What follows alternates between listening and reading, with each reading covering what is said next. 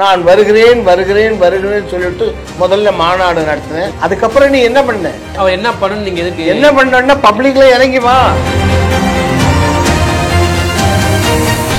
ஏற்கனவே தளபதி வச்சிருந்தாரு. விஜய் வந்து இந்த பட்டத்தை பிடிக்கிட்டாங்கன்னு சொன்னாங்க. தளபதிங்க விஜய் அவரு இளைய தளபதியாச்சு.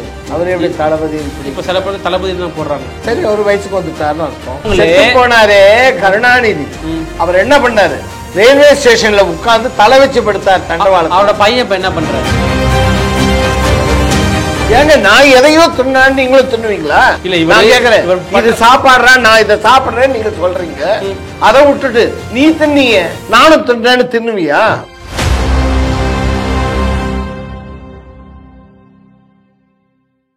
நீங்க பல ஊர்களுக்கு பாட்டு கச்சேரிக்காண்டி நிறைய ப்ரோக்ராம் போயிருப்பீங்க. விஜய் அவர்களுடைய அம்மாவோட நீங்க பாட்டு கச்சேரிலாம் பல ஊர்களுக்கு டிராவல் பண்ணதான்னு கேள்விப்பட்டிருக்கோம். நம்ம மயிலாப்பூர்ல வி சந்திரன் இருந்தார். ஓகே. அவர் ட்ரூப்புக்கும் ரகுராஜ் சக்கரவர்த்தி ஒரு சில ட்ரூப்ல வந்து அந்த அம்மா பாடுவாங்க. அப்ப பாடும்போது அதுல பழக்கம்னா என்ன? உட்காருக்குமா, சாப்பிடுக்குமா, போங்குமா, அப்படிலாம் இல்லை. வணக்கம் வணக்கம், ரொம்ப சௌகரியம் சௌகரியம் அப்படின்னு அப்படிதான் பழக்கம். அந்த மேடையில் நீங்க பாருங்க, நல்லா பாடி இருக்கீங்கன்னு நான் பேசியிருக்கேன். அதாவது மிமிக்ரி பண்ணுவேன். ஓகே, அதே மேடை. ஆமாம், யார் கூப்பிட்டாலும் அந்த கச்சேரிக்கு நான் போயிருப்பேன். அதில் ஒருத்தர் அவங்களும் வந்திருப்பாங்க. அந்த மாதிரி பாடுவாங்க. அப்போது விஜய் ஒரு சின்ன வயசுலேயே யாருக்கும் தெரியாது இவ்வளோ பெரிய ஆளாக வருவா, அப்படியே இந்த தமிழ்நாட்டையே கலக்குவாருன்னெலாம் யாருக்கும் தெரியாது. அந்த மாதிரிலாம் வந்து பேர் வாங்கினவர். அரசியலில் வர்றதா எல்லாம் பார்த்தேன், எனக்கு அது சரிப்படல அவர் வர்றது. ஏன்னா அவர் நல்லவராக இருந்துட்டா போருமா? எல்லாரும் நல்லவங்களாக இருக்கும். உதாரணத்துக்கு சொல்கிறேன், அரசியல் எப்படி மாறி போச்சுன்னா, அந்த காலத்தில் காமராஜரோ ஒரு இந்திரா காந்தியோ இல்லை வந்து பிபி கிரியோ ராஜாஜியோ காரில் போனாங்கன்னா, காரில் போனதை பார்த்துட்டு தன்னுடைய ஊர் மக்களுக்கு சொல்லுவாங்க, நான் பார்த்தேன் காரில் போனாங்க அப்படின்னா அதை கேட்டு சந்தோஷப்படுவாங்க ஜனங்க. ஐயோ, அவங்க காரில் போனதை இவங்க பார்த்துருக்காங்கப்பா அப்படின்னு அவ்வளோ பெருமையாக பேசுவாங்க அந்த மாதிரி மக்கள். ஆனால் இன்னைக்கு சாதாரண ஒரு கவுன்சிலரு அது என்னமோ பூதம் மாதிரி இருக்குது, அந்த காரில் ஏறி போகிறாங்க. இதுக்கெல்லாம் எத்தனை நாள்டா வாழ்க்கை? நீ வச்சுருந்தா பெரிய கார் வச்சுருந்தா பெரிய நினைப்பா, இதே மாதிரி நான் வாங்குறேன்டா, நீ ஊரை கொள்ளையடிச்சு போட்டுன்னு போகிற, நான் அப்படி இல்லை, என் உழைப்பால் வாங்குறேன் பாருடா அப்படின்னு பேசுறதுங்க ஜனங்க. அப்போ எவ்வளோ தெளிவடைஞ்சிருக்காங்க மக்கள். அதனால் அந்த காலத்தில் இருந்த அரசியல் வேறு, இப்போ இருக்கிற அரசியல் வேறு. அப்போ விஜய் ஒருத்தரால் என்ன பண்ண முடியும் சொல்லுங்கள்? நான் ஒருத்தர் நல்ல வேண்டேன், என்னை சுற்றி கொள்ளக்காரன் இருக்கிறான், என்ன பண்ண முடியும்? அப்போ அவங்க சொல்கிற மாதிரி தான் நடக்கணும். அதே மாதிரி தான் இவர் நான் வருகிறேன் வருகிறேன் வருகிறேன் சொல்லிட்டு முதல்ல மாநாடு நடத்தினேன், விஜய் நடத்தினாரு. சரி, ரைட்டுப்பா. ஆனால் அதுக்கப்புறம் நீ என்ன பண்ண? இன்னும் நீ ஊடகமா இருக்கிற, உள்ள போய் பூந்துக்கிற. என்ன பண்ணணும் நீங்க எதுக்கு? என்ன பண்ணா பப்ளிக்ல இறங்கி வா, பப்ளிக்ல வந்து பேசு, மேடையில இறங்கி பேசு. ஏதோ ஒண்ணு திறக்கிறாங்கன்னு சொல்லிட்டு அது என்ன, அது ஏதோ ஒரு ஊர்ல பரந்தூர், அங்க போய் நீ பேசுற, பேங்க்லயே நின்று பேசிட்டு வந்துட்ட. பரந்தூர்ல பர்மிஷன் கொடுக்கல, அது உங்களுக்கு தெரியும்ல? அது அது நமக்கு தேவையில்லை சார். ஏதோ ஒரு விஷயத்துல மக்களுக்காக நீ இறங்குறேன்ற. பர்மிஷன் கொடுக்காத இடத்துல நீங்க என்னமோ பேசுறீங்க. பர்மிஷன் கொடுக்காத இடத்துல எப்படி போய் அவரு நினைச்ச இடத்துல போய் பேசலாமா அவரு? அததான் கேக்குறேன். அப்படி எல்லாம் இல்லாத போது நீ எதுக்கு நீ அவ்வளவு கஷ்டப்படுறேன்ற? அப்படியே உட்காந்து அறிக்கை கொடு. இப்ப நீ உட்காந்து உன் வீட்லயே எல்லாருக்கும் வச்சு உட்கார வச்சு சோறு போடுற, எல்லாரையும் பாத்துக்கிற, எல்லாம் செய்யற, அது பண்ணிட்டா போருமா? 4 பேர் வரவங்களுக்கு 2 டப்பாவை கொடுத்துட்டு ரொம்ப சந்தோஷம் போயிட்டு வாங்கிட்டு தமிழ்நாட்டை கவனிச்சா அனுமதி கொடுத்தா பண்ணாமலாம் இருக்க மாட்டார்ல சார். நான் என்ன சொல்றேன், எனக்கும் சந்தோஷம் ஐயா, நான் அதை சொல்லல. ஆனா அவர் அணுகுமுறைகள் சரியில்லை. மற்ற கட்சி அனுகுமுறை நல்லா இருக்கா? யாரு மற்ற கட்சிகள்? மற்றவங்க தான். ஏங்க நான் எதையோ தின்னான்னு நீங்களும் தின்னுவீங்களா? இல்ல, இவன் கேக்குறேன், இது சாப்பாடுறா, நான் இதை சாப்பிடுறேன்னு நீங்க சொல்றீங்க. அதை விட்டுட்டு நீ தின்னீங்க நானும் தின்றேன்னு தின்னுவியா? ஓகே, இவரு நான் சொல்றது என்னன்னா, நான் கேட்கறதுக்கு பதில் சொல்லு. நான் சொல்றது என்னன்னா, அந்த மாதிரி நீ பண்றது, திமுக அதிமுக பண்றது ஓகே, யாரும் விமர்சனம் பண்ண மாட்டாங்க. விஜய் வந்து அதிமுக விஜய் புதுசா பண்றாருன்னா அது விமர்சனம் வைக்க நிறைய பாராட்டணும். இல்ல பாராட்டவே இல்லை, இருங்க, வர்றது பாராட்டணும். புதுசா ஒருத்தன் வரணும், இல்லைன்னு சொல்லல, அது விஜய் மூலியமா கூட வரட்டும். ஆனால் உன்னுடைய அணுகுமுறை பழைய அணுகுமுறை தானே இருக்கு. நான் கேட்கறது புரியுதா? 2ஆம் ஆண்டு கொண்டாடினேன், என்ன சாதிச்ச இந்த ஒரு வருஷத்துல? என்ன சாதிச்ச சொல்லு. ஒரே ஒரு முறை வேன்ல போய் அங்க கத்திட்டு வந்தா தானே. என்ன யாரையாவது எடுத்து பேச என்ன பண்ணிருக்கலாம்? ஒரு ஆண்டுக்குள்ள என்னென்ன விஜய் பண்ணிருக்கலாம் நீங்க சொல்ல? நிறைய பண்ணிருக்கோம். என்னன்னு சொல்லுங்க. பண்ணிருந்தா இந்நேரம் 2வது வருஷத்தை 3 பாயிண்ட் கேளுங்க. 2வது வருஷத்தை உன் கட்சிக்கார கொண்டாட வேணாயா, மக்கள் எதிர்பார்க்கறாங்கன்னு சொல்றீங்களே, அவங்க கொண்டாடி இருப்போம். ஒரு 3 பாயிண்ட் சொல்லுங்க. விஜய் இதெல்லாம் பண்ணிருந்தா கொஞ்சம் நல்லா இருந்திருக்குன்னு சொல்லுங்க. ஒண்ணும் இல்ல. அரசாங்கத்தை எடுத்து கேட்டியா நீ? எந்த அரசாங்கத்தை எதை பெரிய இடத்துல கேட்டியா? என்னத்தை ஹெட்ல கேட்டியா?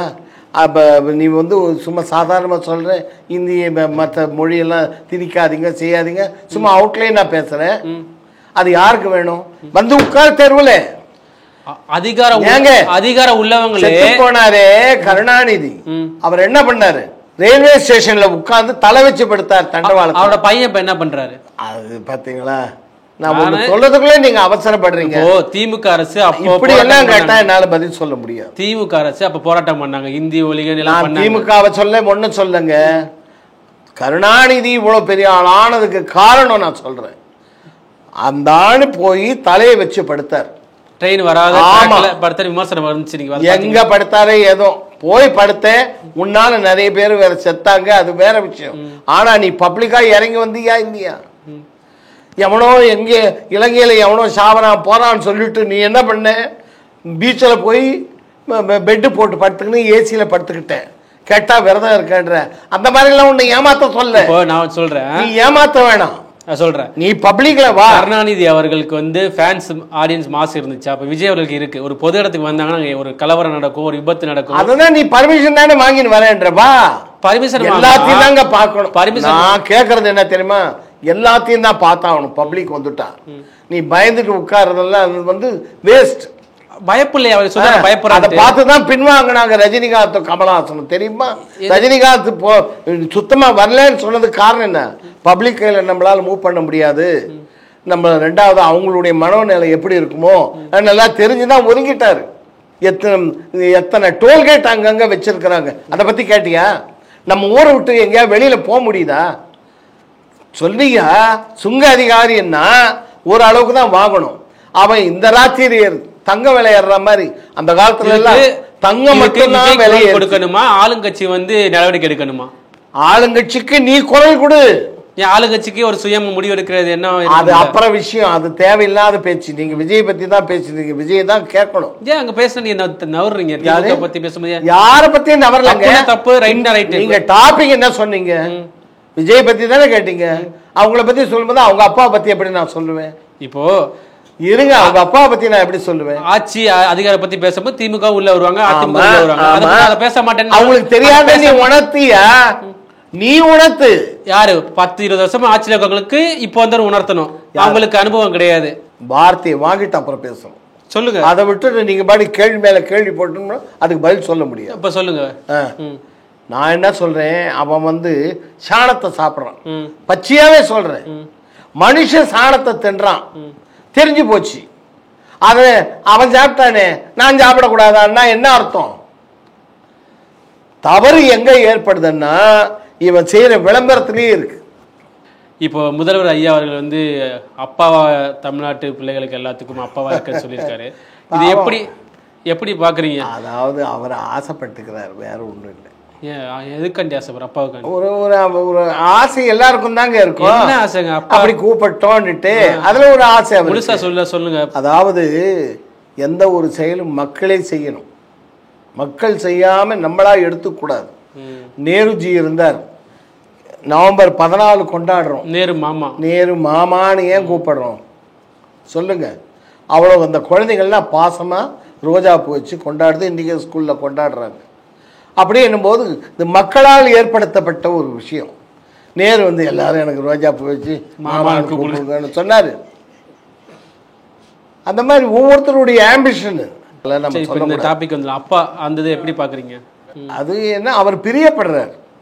மக்கள் ஏத்துக்குவாங்களா? அதை ஏத்துந்தானே அப்பான்னு கூப்பிடுறாங்க. யார் கூப்பிட்டா? குழந்தைங்க கூப்பிடுது. அவங்க அப்பா அவர் அங்க போற இடத்துல குழந்தைங்க அவர் போற இடத்துல கூப்பிடுறாங்க. அது ஒரு மரியாதை கூப்பிடுறாங்க. என்ன பேர் வைக்கலாம்? யாருக்கு தளபதினு வைக்கலாமா? யாருக்கு? தளபதியெல்லாம் வச்சாச்சு. முதலமைச்சருக்கு என்ன தளபதியாக இருக்கும்போது தளபதினு எப்படி கூப்பிடுவீங்க? வயசாகி போச்சு இல்லை. அப்புறம் வேற பேர் அதான் அப்பான்னு அவரே சொன்னார், அப்பானே கூப்பிடுங்க. இதில் போய் என்ன இருக்குது? அதாவதுங்க ஏற்கனவே அவர் தளபதினு வச்சிருந்தாரு. விஜய் வந்து இந்த பட்டத்தை பிடிங்கிக்கிட்டாங்கன்னு சொன்னாங்க. தளபதிங்க இப்போ விஜய் இல்லையே, அவர் இளைய தளபதியாச்சு. அவர் எப்படி தளபதின்னு பிடிக்கும்? இப்போ சில பேர் தளபதி தான் போடுறாங்க. யாரு? விஜய்க்கு வந்து தளபதி. சரி, ஒரு வயசுக்கு வந்துட்டாருன்னு அர்த்தம். இப்போ ஸ்டாலினுக்கு கண்ணி என்ன சொல்லுவாங்க, பெண்ணுன்னு தான் சொல்லுவாங்க இல்லையா? அப்படிதான் ஸ்டாலினுக்கு தளபதினாங்க. அவரு அவர் தான் அப்பா ஆயிட்டாரு. தளபதி அப்பா ஆயிட்டாரு. ஏன் சொல்ல சூப்பர் ஸ்டாருக்கு மேல இல்லையா சுப்ரீம் ஸ்டார்னு? அந்த மாதிரி முதலமைச்சர் வயசுக்கு வந்துட்டாருன்னா தளபதி அதுக்கு வச்சாங்களா? விஜய்க்கு வயசுக்கு வந்துட்டு என்ன சார் சண்டை எடுக்கிறீங்களா? சண்டை கருத்து வேறுபாடு. என்ன இது கருத்து இல்லையே, திணிக்கிறீங்க.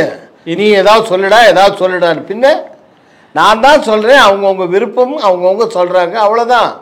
அதை நம்ம ஏத்துக்காது நம்ம சௌகரியம். ஒரு மக்களா நீங்க எப்படி அவர் கூப்பிடுவீங்க? சார், என் மனசுல 1000 கருத்து இருக்குது, 1000 விஷயத்துல நான் நடக்கிறேன். பப்ளிக்கு தெரியாது. ஆனா வெளியே பேசுறது மாத்திரம்தான் நல்லது, மாத்திரம் பேசுறேன். நினைப்புல இருக்கிறது தெரியாது. அந்த மாதிரி மக்கள் எல்லாருக்கும் அதே தான் நான் பொதுவா சொல்றேன். ஓகே, நீங்க திடீர்னு சிஎம் பாத்துட்டீங்க, திடீர்னு எப்படி கூப்பிடுவீங்க?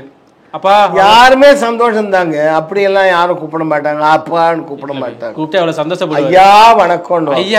ஐயாங்கிறது பொது, ஐங்கிறது கடவுள். நீங்க அப்படி கேளுங்க, ஐங்கிறது கடவுள், யாங்கிறது ஆத்மா. ஐயும் கடவுளும் ஆத்மாவும் ஒன்று.